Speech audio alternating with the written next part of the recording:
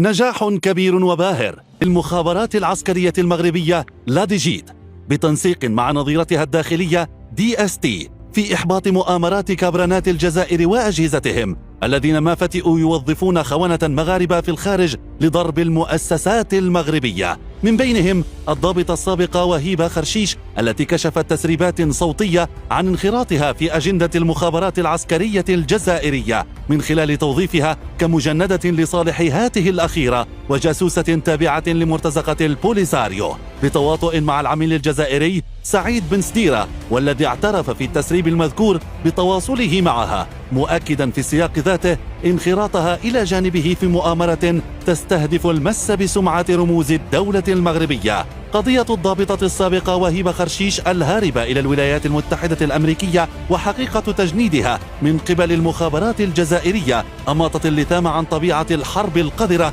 التي يقودها نظام الكابرنات الجزائري ضد المملكة المغربية، والتي تمتد عبر عدد من الدول الأوروبية لتصل إلى القارة الأمريكية عبر شبكة واسعة ومعقدة تروم تجنيد مغاربة من ضعاف النفوس مقابل إغرائهم بالمال وتحويلهم إلى أدوات تتحكم فيها الأجهزة السرية في الجزائر لاستهداف المغرب. وبغض النظر عن تقاطع واتقائية مشاريع الخيانة بين العميل الجزائري سعيد بن سديرة وبين كل من يرتمي في براثنه من مغاربة خونة اختاروا التجرد من وطنيتهم، فإن اليقظة المستمرة والأدوار الجبارة التي تقوم بها المخابرات المغربية في حفظ الأمن الخارجي والداخلي ومراقبة الأنشطة الهدامة والتدخل السريع لردع كل من تسول له نفسه بتخريب الوطن وإلحاق الأضرار به بشتى السبل، ساهمت على مدى الأشهر الأخيرة من خلال تتبع خيوط المؤامرات وتحليل الواقع وقراءة الأحداث وتعميق البحث عن الثغرات التي ينفذ منها أعداء الوطن